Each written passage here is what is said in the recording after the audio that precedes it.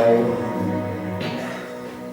kami datang untuk memuji, menyembah Engkau. Kami siapkan hati kami saat ini.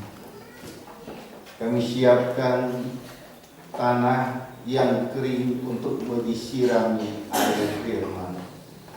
Pada pagi hari ini Tuhan, Engkau urapi setiap yang hadir di tempat ini. Engkau berikan kami hati yang sungguh-sungguh rindu akan firman-Mu, sehingga firman yang ditaburkan benar-benar masuk di dalam hati kami dan bertumbuh menjadi pohon yang besar. Terima kasih Bapa. Urapi juga hamba-Mu yang menyampaikan firman ini. Tanpa Roh Kudus, tanpa Tuhan yang campur tangan, hamba tidak dapat berbuat apa-apa. Oleh sebab itu, saat ini kami minta pernyataan Roh Kudus di tempat ini. Biarlah Roh Kudus, kami mengundang Engkau hadir di tempat ini, dan Engkau mengambil alih seluruh ibadah kami pada pagi hari ini. Terima kasih Tuhan. Di dalam nama Tuhan Yesus Kristus kami berdoa dan mengucap syukur.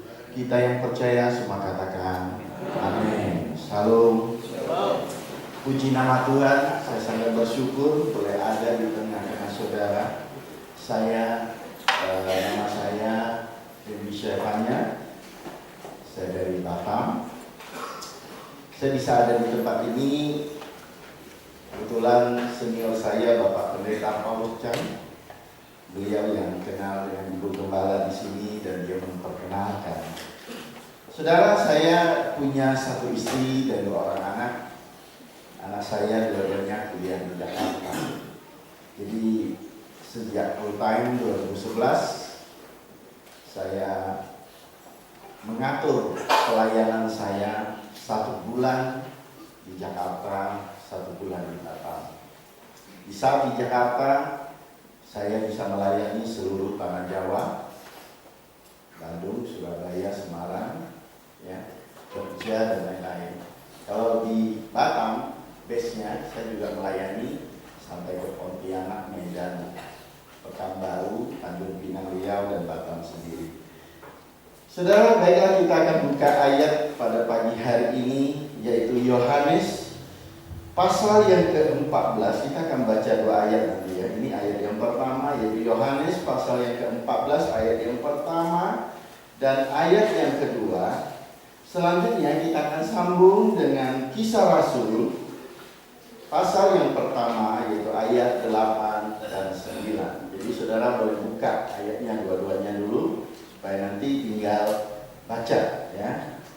Oke, sudah ketemu Yohanes pasal yang ke-14 ayat yang pertama sampai ayat yang kedua. Demikian firman Tuhan. Saya akan bacakan buat saudara.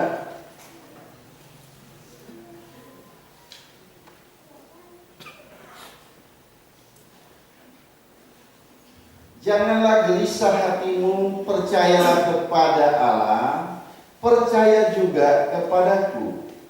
Di rumah Bapakku banyak tempat tinggal. Jika tidak demikian, tentu aku mengatakan kepadamu, sebab aku pergi ke situ untuk menyediakan tempat bagimu. Ini ayat yang pertama. Ayat yang kedua, Kisah Rasul, ya. Pasal yang pertama, ayat yang ke-8 dan ayat yang ke-9. Kita simak bersama-sama. Tetapi kamu akan menerima kuasa kalau Roh Kudus turun ke atas kamu, dan kamu akan menjadi saksiku di Yerusalem dan di seluruh Yudea dan Samaria sampai ke ujung bumi. Sesudah itu ia mengatakan demikian, terangkatlah ia disaksikan oleh mereka, dan awan menutupinya dari pandangan mereka. Saya sambung satu lagi ayat, itu ayat yang ke-10.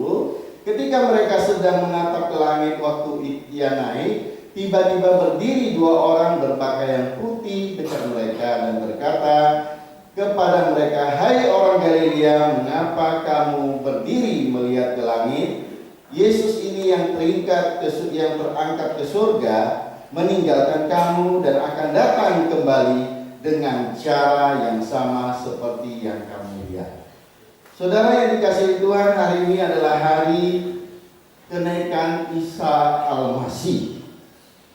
Saudara, hari yang begitu luar biasa, hari yang begitu tercatat di dalam sejarah orang-orang percaya. Saudara, apa hubungannya dengan ayat Yohanes yang ke-14 ayat yang pertama dan ayat yang kedua? Tadi kita sudah baca firman-Nya, janganlah gelisah hatimu, percayalah kepada Allah dan percaya kepadaku. Di rumah Bapakku banyak tempat tinggal, sebab tidak demikian aku tidak akan berkata kepadamu, tetapi aku datang untuk menyediakan tempat bagimu. Saudara, ayat ini kita selalu berpikir bahwa ini adalah janji yang akan datang. Ini adalah janji dikala kita nanti balik ke rumah Bapa di surga, kita punya keyakinan bahwa kita sudah disiapkan rumah. Amin. Semua pasti setuju, saya juga setuju, ya.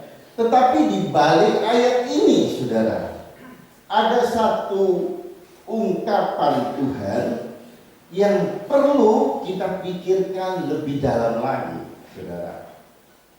Saudara yang dikasihi Tuhan, ya, mungkin saudara hari ini punya rumah di dunia, ya saya katakan cukup bagus, saudara, ya.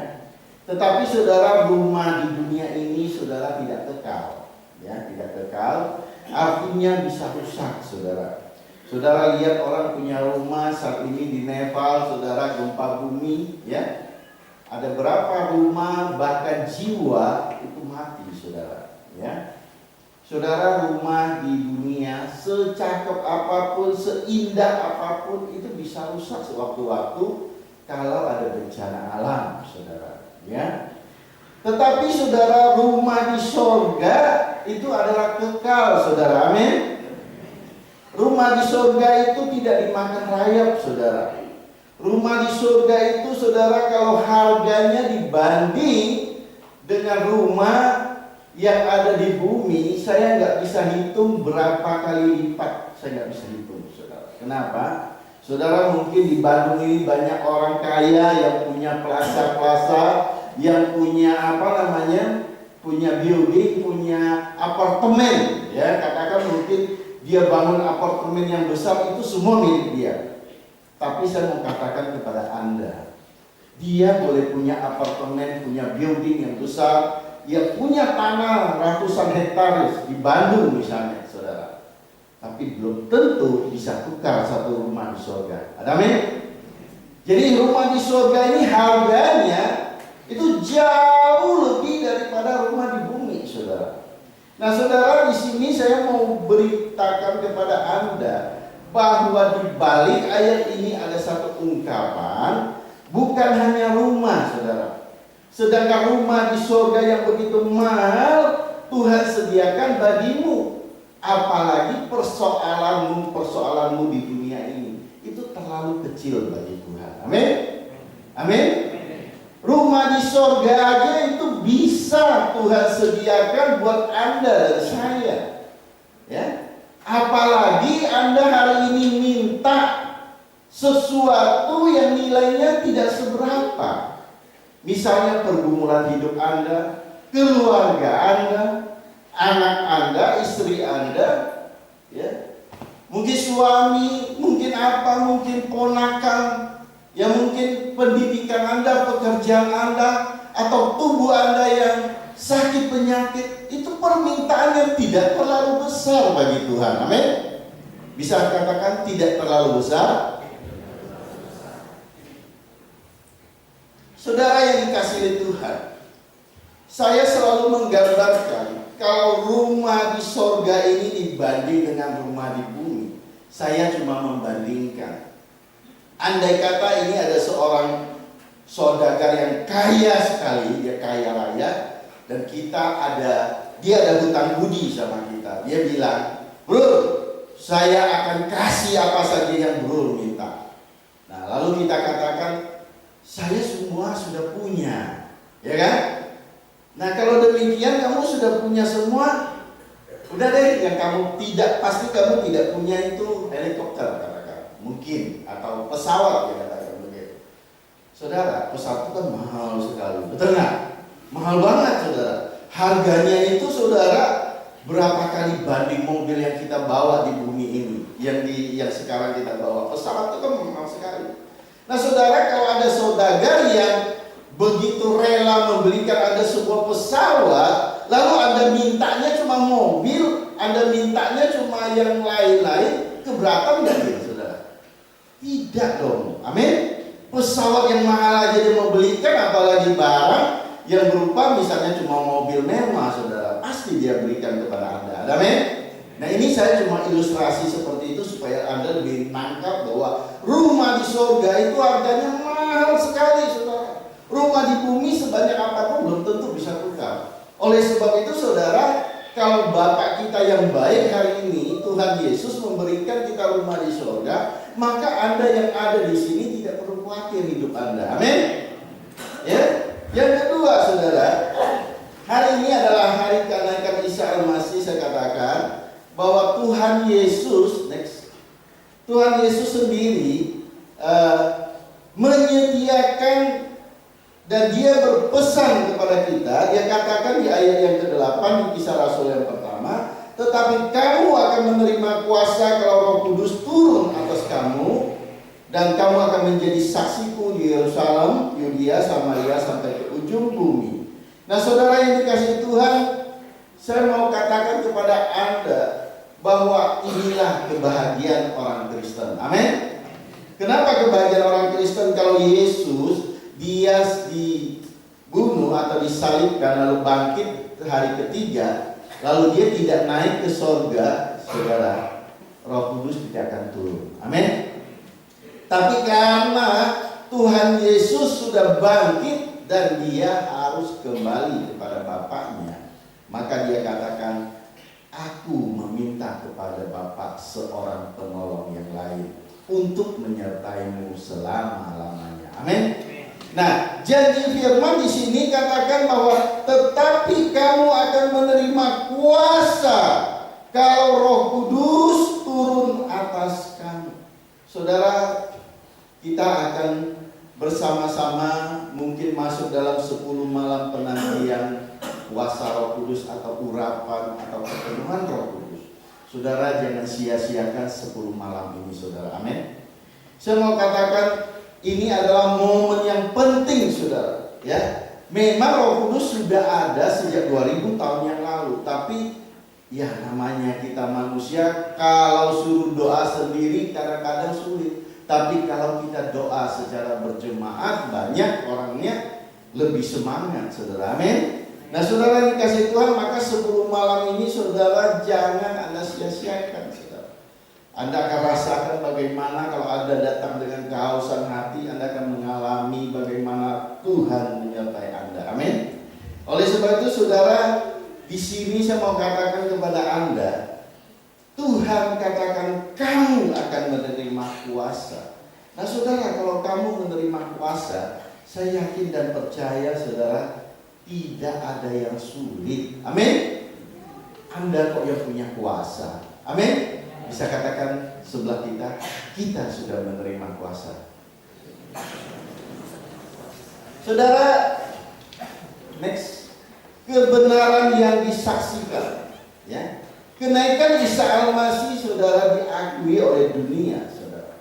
Ya, kecuali ada beberapa negara kecil atau negara-negara yang belum percaya Tuhan. Nah, itu yang pertama. Yang kedua, kenaikan Yesus itu disaksikan oleh para murid. Ya, jadi bukan hanya diakui dunia, tapi pada waktu itu disaksikan oleh para murid. Ya, orang Galilea tadi kita sudah baca. Terus yang ketiga, disaksikan oleh malaikat. Nah, karena Alkitab tadi mencatat ada 2 orang berjubah putih yang menegur orang Galilea. Dan kenapa kamu terus menatap ke langit? Berarti peristiwa itu disaksikan oleh malaikat. Dan yang keempat, saudara, ya, yang keempat juga disaksikan oleh agama lain. Nah, saudara, saya tadi tidak cerita tentang latar belakang saya, saudara. Saya memang lahir dari keluarga Konghucu, tapi keluarga saya atau keturunan asli masih ada pribuminya, dan juga papa saya juga masih ada congkoknya, saudara. Jadi saya dibesarkan dari keluarga seperti itu.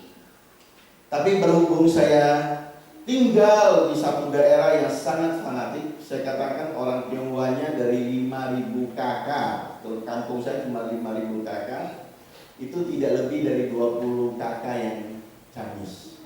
Dan di kampung saya tidak ada gereja, bahkan tidak ada Kristen, saudara. Tapi Tuhan luar biasa, Dia bisa utus orang datang untuk menginjil kepada saya. Amin. Saudara, Anda hari ini ada di sini bukan kebetulan. Amin. Anda ada di sini, betapa mahal harga yang harus Tuhan korbankan buat Anda, karena Tuhan sayang kepada Anda. Amin. Oleh sebab itu, saudara, kalau tidak bukan belas kasihan Tuhan, kita tidak akan ada di sini, saudara. Saudara, mungkin orang hari ini libur, udah jauh-jauh hari, dari kemarin malam sudah pergi entah kemana. Tapi Anda dan saya masih ada di sini karena kita cinta dengan Tuhan dan Tuhan cinta kepada kita. Amin. Amin. Nah, saudara, lalu saya mau cerita, saya di pendidikan waktu itu, saudara, terpaksa karena pilihan agama tidak ada. Jadi saya masuk dalam pendidikan Islam, saudara. Dan saya dibesarkan dari SD, SMP sampai selanjutnya, saudara, saya digodok di situ sampai satu waktu saya menjadi orang Muslim. Dan bukan sekedar orang Muslim, tapi yang sangat fanatik, saudara. Tapi puji Tuhan, Allah kita luar biasa. Amin. Bisa katakan Allah kita luar biasa. Berikan kemuliaan dulu bagi Dia. Di tengah-tengah keluarga yang tidak mungkin percaya Tuhan, di daerah yang tidak ada orang Kristen dan gereja, Tuhan utus hambanya untuk menginjil. Hanya satu orang yang ditangkap Tuhan. Amin.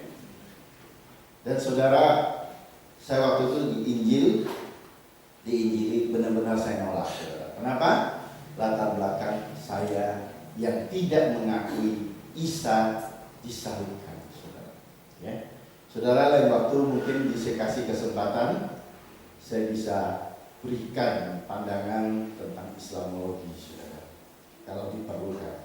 Saudara, saya diinjili tahun 82, tapi ya namanya nggak gampang ya, orang yang sudah punya latar belakang Konghucu terus masuk Islam terus nggak gampang, saudara. Jujur nggak gampang, butuh proses yang cukup lama.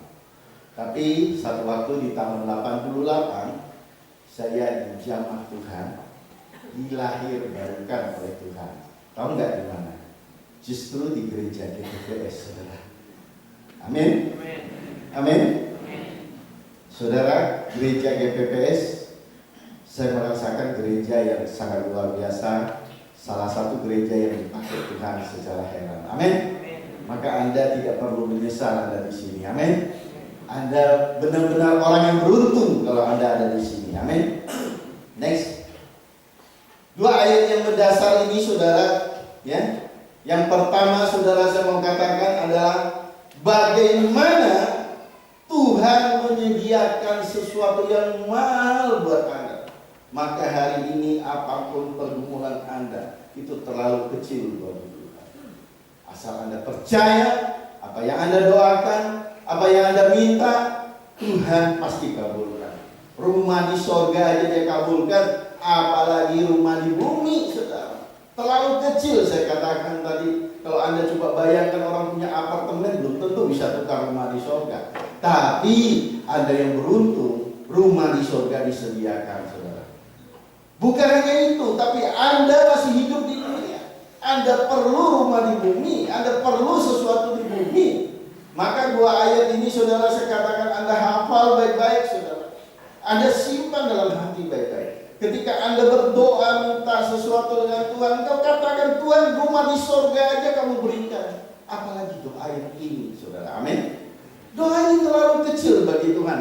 Tinggal Tuhan tak itu aja jadi saudara, amin. Tinggal Anda angkat tangan dan Anda percaya terjadi saudara. Nah yang kedua saudara, kamu akan menerima kuasa saudara. Saudara, Anda diberitahu kepada Yesus bahwa Roh Kudus turun atas kamu, maka kamu akan menerima kuasa. Oleh sebab itu saudara, kalau diri kamu sekarang ini ada kuasa di dalam ini saudara, apa yang tidak bisa Anda kerjakan saudara? Kuasa mujizat, kuasa kesembuhan ilahi, kuasa apa saja, ngusir setan dan lain-lainnya saudara. Ada amin saudara? Anda percaya Anda punya kuasa? Bisa angkat tangan yang percaya punya kuasa? Kita berikan kemuliaan bagi Tuhan. Next. Saudara, 2000 tahun yang lalu ada sebuah kolam saudara yang bernama Bethesda saudara. Ada banyak orang datang ke kolam itu. Kenapa? Karena dikatakan ketika malaikat turun ke dalam kolam itu menggoncangkan air, dan siapa yang datang ke situ dan duluan terjun ke dalam kolam itu maka dia selamat. Saudara, di situ ada satu orang yang lumpuh 38 tahun. Ya. Ketika kolam itu sedang bergoncang dan dia butuh waktu untuk menggeserkan dirinya masuk ke dalam kolam itu, saudara. Tetapi sebelum dia masuk, orang lain sudah terjun duluan dan gelombang itu sudah mulai reda. 38 tahun dia menantikan kesembuhan ilahi. Tapi ketika Yesus datang, Yesus tanya, maukah engkau sembuh? Dia jawab, mau. Tuhan, aku tidak punya daya untuk ke kolam itu. Yesus katakan, tidak perlu engkau ke kolam, engkau sekarang bangkit. Amin. Angkat tilammu. Saudara yang dikasih oleh Tuhan, saya rindu gereja kita ini akan menjadi kolam Bethesda bagi jemaat-jemaat maupun orang luar sana. Amin. Kalau Anda semua percaya bahwa gereja ini ada kehadiran Yesus, maka Anda tidak perlu kemana-mana. Anda cukup minta kepada Tuhan. Saya percaya hari ini juga saudara, Tuhan akan menjawab segala pergumulan Anda. Apalagi sakit penyakit, urusan kecil saudara. Amin. Saudara yang dikasih Tuhan, saya tidak panjang lebar untuk berkhotbah, tetapi saya minta izin dengan Ibu Gembala, bagi yang sakit, kalau mau didoakan, mungkin bisa maju ke depan. Saya minta musik. Ya.